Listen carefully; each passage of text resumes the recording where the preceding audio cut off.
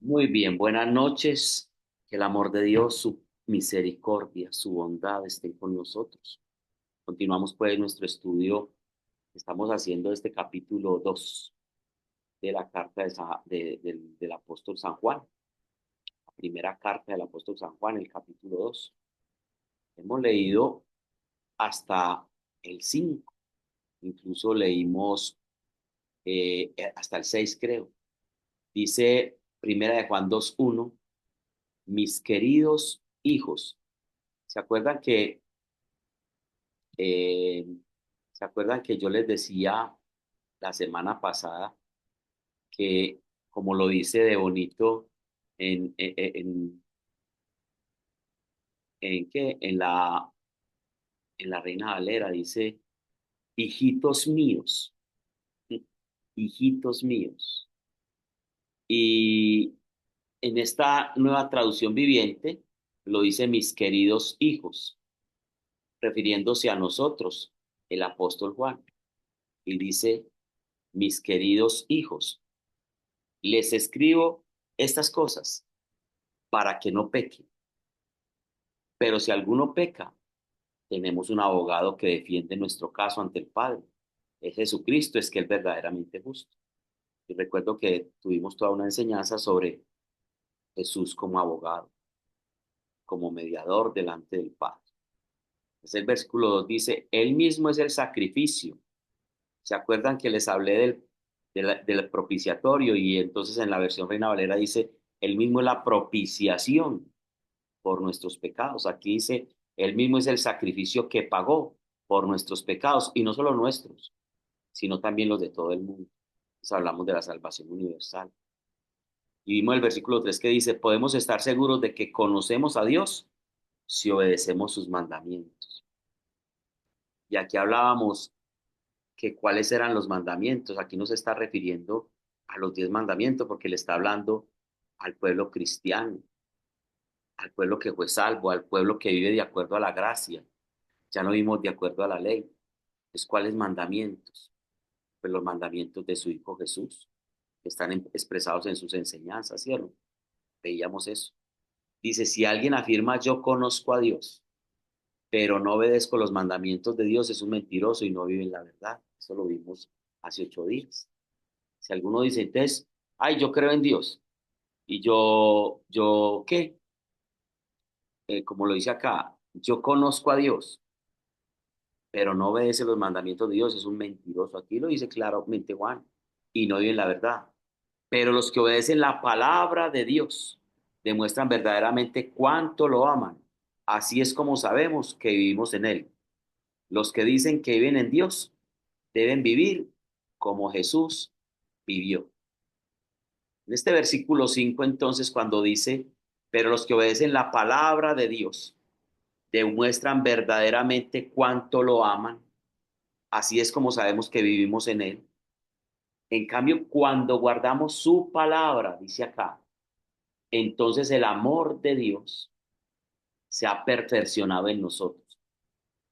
Ayer hablaba con alguien que quiero mucho y me decía, pero es que ninguna persona cumple los mandamientos, ninguna persona vive rectamente. ¿Y tú cómo estás seguro de que estás haciendo las cosas bien?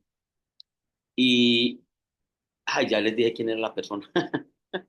Bueno, y me decía, usted no vive muy aburrido, la vida suya no es muy rutinaria. Dije yo, ¿por qué? Porque es que usted como que siempre pensando en cumplir los mandamientos de Dios y todas esas cosas. Y yo le dije, no, por mucho tiempo lo hacía tratando de obedecer la palabra y me equivocaba mucho. En los últimos tiempos he entendido que es que no, cuando una persona se esfuerza por obedecer a Dios, no ha conocido a Dios. Diga lo que le estoy diciendo. Cuando una persona se esfuerza por obedecer a Dios, es porque no lo ha conocido de verdad. Porque cuando usted está en Cristo, ya es su naturaleza la que lo lleva a vivir de acuerdo a la vida en Cristo. Entonces, el amor de Dios se ha perfeccionado en nosotros y ya no pecamos, no porque tengamos miedo de desobedecer a Dios, sino porque eso ya no es parte de nosotros. Y de hecho, cuando nos pasa, cuando lo hacemos, cuando fallamos, nos sentimos mal y nos duele hacerlo, porque nuestra vida ya es otra. El amor de Dios no se refiere a nuestro amor hacia Dios, aquí no está hablando de eso, sino más bien su amor hacia nosotros. El pensamiento es que el amor de Dios hacia nosotros ha sido llevado a su meta cuando guardamos su palabra. O sea, cuando guardamos la palabra de Dios, el amor de Dios está en nosotros, porque ya somos hijos de Dios. Cuando que soy profesor, cuando los niños llegan, los primeros 2 meses, llegan sin normas. Me da una lidia que entiendan las normas. Soy muy estricto, me vuelvo cansón, los estoy llamando cada rato, les estoy haciendo anotaciones y todo. Algunos más, algunos menos. Pero mi experiencia me ha dicho que después de 2 meses más o menos que cogen la norma, yo ya no les tengo que recordar nada porque ellos ya la saben. Y ya no la hacen porque el profesor se va a molestar o porque no es correcto, sino porque ya es parte de su vida, ya saben que hacer eso es parte de las dinámicas del salón. Ese ejemplo es el mismo, llevando las proporciones. Al principio están los mandamientos, la ley, pero ya eso no, porque ya vivimos de acuerdo a la gracia. Entonces ya no vivimos de acuerdo a, yo no voy a matar, yo no voy a robar, yo no voy a hacer esto, yo no voy a mentir, porque eso simplemente son esfuerzos humanos y Dios no quiere que tengamos esfuerzos, ni que coartemos nuestra libertad, ni que disfrutemos la vida, porque seríamos esclavos y Dios quiere que tenemos libertad. Ahora, Dios quiere que vivamos en libertad, pero en Él. Entonces ya hay cosas que uno dice, no, es que pereza hacer esto, ay, no, es que ya no disfruto de esto no está conmigo, yo para qué voy a hacer esto, y yo para qué me voy a poner a mirar esto, y yo para qué voy a gastar el tiempo en esto. O sea, ya ni siquiera es porque la ley me lo diga, sino porque es parte de mi esencia. O sea, yo ya soy eso, ¿cierto? Esa es la diferencia. Entonces, hay algo bien interesante aquí. Aquí dice, el que dice que permanece en él debe andar como el Señor Jesús anduvo. ¿Escuchamos? El que dice que permanece en él debe andar como el Señor anduvo. O sea, ya la vida es vivida de acuerdo a lo que Jesús vivía. Pero no por imitación siquiera, ni siquiera por no fallarle, sino porque ya esta impronta está en nosotros y es una nueva criatura. Por eso cuando leemos y ahí empezamos a entender algunos pasajes, cuando Jesús habla del nuevo nacimiento, y cuando la leemos en Primera de Corintios 5:17, que no la entendemos y nos da tanta lidia entenderlo, cuando dice, el que está en Cristo es una nueva criatura. Las cosas viejas pasaron, o sea, esa persona ya no vive de acuerdo a las cosas viejas. Todo él es nuevo, porque ya es una nueva creación. Ahora, si tú no estás viviendo de acuerdo a una nueva creación, te da dificultad, tienes que esforzarte para agradar a Dios, no has nacido de nuevo. Porque aunque hiciste un asentimiento verbal, todavía tu ser no ha nacido de nuevo. El nuevo nacimiento se muestra y se siente y se entiende cuando desde mi interior brota un deseo inmenso de vivir como Cristo vivió. ¿Lo vamos a alcanzar? No. ¿Vamos a fallar? Sí, pero, pero ya es ese deseo de vivir. Lógicamente hay un viejo hombre ahí luchando por sostenerse, pero el Espíritu Santo nos da la fuerza para salir adelante. Por eso Pablo dice, yo no entiendo lo que me pasa, pero después dice, sí lo puedo en Cristo Jesús que me fortalece. Ahora, el Espíritu Santo es el artífice. Nuestra responsabilidad entonces es darle nuestras vidas a Él, sin reservas, y dejar que Él viva su vida en y por medio de nosotros. Oiga pues lo que le estoy diciendo. El Señor Jesús viva su vida en nosotros y por medio de nosotros, porque yo ya no soy yo el quien vive, sino Cristo quien vive en mí. Y si es Cristo el que vive en mí, pues Cristo se va a portar en mí, porque va a vivir a través de mí como se portaría Cristo. Dice, los que obedecen la palabra, esta es otra versión de Dios, demuestran verdaderamente cuánto lo aman, así como sabemos que vivimos en Él. O sea, en cambio, cuando guardamos su palabra, el amor de Dios se ha perfeccionado en nosotros. ¿Ya? el amor de Dios se hace personal a nosotros. Queremos resaltar ahora una diferencia que destacan muy pocas personas y sobre todo expositores de la Biblia. Y es, creemos que existe una gran diferencia entre la palabra de Dios y los mandamientos de Dios. Alguien quizás recuerde el hecho de que los mandamientos son parte de la palabra. Sí, efectivamente, los mandamientos son parte de la palabra de Dios, pero la palabra de Dios no está formada solamente por mandamientos. La palabra es la expresión de la voluntad de Dios, ya sea en los mandamientos o en otras secciones de la Biblia. Por eso dice acá ese versículo, pero los que obedecen la palabra de Dios, no dicen los mandamientos, demuestran verdaderamente cuánto lo aman. Aquí no está hablando de los mandamientos, sino de la palabra de Dios.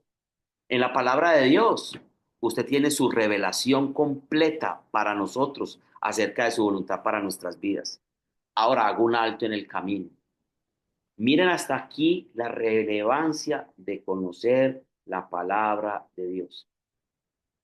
Cuando yo entiendo que es la palabra de Dios, ¿cierto?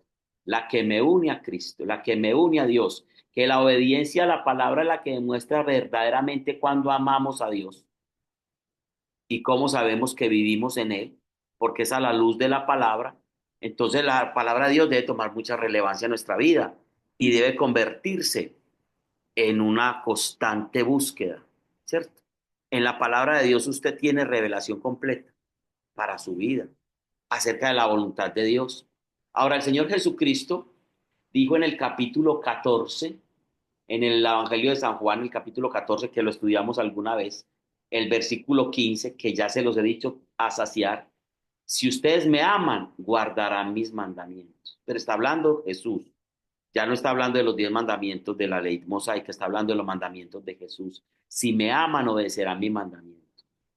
Y viene y sigue con una promesa, y yo le rogaré al Padre que les envíe el otro consolador, el Espíritu de verdad que estará en ustedes. Y les enseñará y les recordará todo lo que yo les he dicho. Mire que se trata siempre de la palabra. Y en ese mismo capítulo 14, pero ya saltando al versículo 23, dice, el que me ama, mi palabra guardará y mi Padre le amará y vendremos y haremos morada en él. Oiga lo que dice, el que me ama, mi palabra guardará y mi Padre le amará y vendremos y haremos morada en él.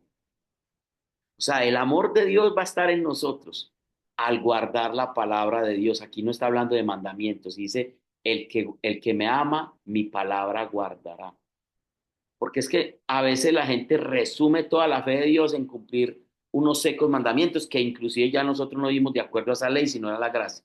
Es un estilo de vida, como se los decía ahora. ¿Cuál es la diferencia aquí entre ambas expresiones? La actitud y la forma que debe manifestar un hijo de Dios. O sea, es muy diferente la actitud y la forma. El Hijo de Dios debe querer obedecer no solo los mandamientos, sino de llegar más lejos, obedecer la palabra de Dios. Pero más que obedecerla, vivir de acuerdo a la palabra de Dios, porque es su estilo de vida como hijo de Dios. El Hijo de Dios quiere complacer a su Padre en todo lo que haga. A veces tenemos la impresión que muchas personas quieren vivir como lo que son, quieren expresar de que son salvos, pero no lo son. En la mayor medida que sea posible, muchas personas tratan de mostrar que son salvos y al mismo tiempo cristianos, pero su vida es antagónica a todo esto. Viven de acuerdo a sus inútiles pensamientos. Y entonces nos vamos a Efesios 4:17, donde el apóstol Pablo, aquí estamos hablando con Juan, vamos a trasladarnos a Pablo, y el apóstol San Pablo en el capítulo 4, versículo 17 de la carta a los Efesios, dice de una manera muy bonita, de acuerdo a la versión, pero dice más o menos esto. Les recomiendo, les pido, les ruego en el nombre del Señor Jesús que ya no vivan como los paganos, los cuales viven de acuerdo a sus inútiles pensamientos. ¿Qué hace un hijo de Dios viviendo como un pagano, de acuerdo a sus inútiles pensamientos, de acuerdo a lo que el mundo le ofrece y le plantea? ¿Qué hace un hombre de Dios, un hijo de Dios, en las cosas del mundo y enredándose en las cosas del mundo. Lo dice Pablo, les aconsejo que ya no vivan como los paganos, los cuales viven de acuerdo a sus inútiles pensamientos. Y sigue diciendo, ellos no gozan de la vida que viene de Dios. Y escuche qué bonito, son ignorantes, porque son ignorantes, a causa de lo insensible de su corazón. Se han vuelto ciegos y han cometido sin freno toda clase de cosas inútiles.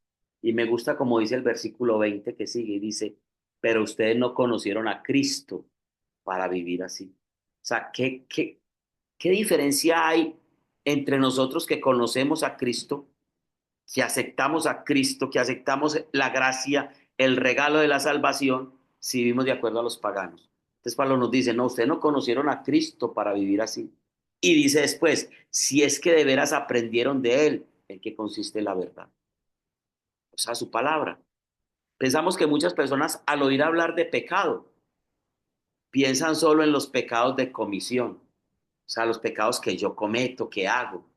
Se les olvida tantos otros pecados, porque como tú alimentes tu mente, vas a pensar y vas a empezar a tener pensamientos malos, pensamientos y pecados de pensamiento,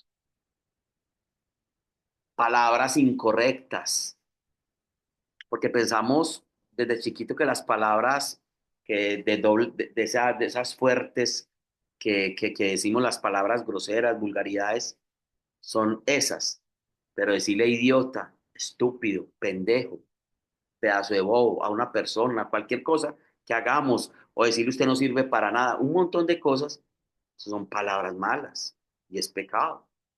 Y la otra es la de omisión. Se olvidan de esos pecados. El apóstol Santiago lo dijo de una manera tan bonita.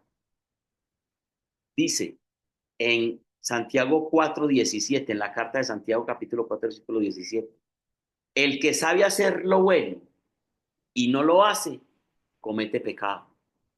El que sabe hacer lo bueno y no lo hace, comete pecado. Ese es el pecado de omisión. Hay muchas cosas que deberíamos hacer, pero omitimos hacerlas. Estos son pecados de omisión. La Biblia no hace ni siquiera distinción entre la gravedad de un pecado de comisión, que es el que hacemos, o un pecado por omisión, que es lo que deberíamos hacer y no hacemos. Ambos tipos de pecados son igualmente malos para Dios. Estimado hermano y la fe amigo, este versículo 5 de este capítulo 2 es muy importante. Se lo vuelvo a leer en otra versión. El amor de Dios se manifiesta plenamente en la vida del que obedece su palabra. El amor de Dios se manifiesta plenamente en la vida del que obedece su palabra. Le sugerimos que usted ahora, esta semana, haga un inventario de sí mismo y se haga preguntas como, ¿cuál es mi actitud en cuanto al pecado? ¿Me molesta el pecado? ¿Me duele pecar? El pecado quiebra la comunión y compañerismo con mi Padre Celestial.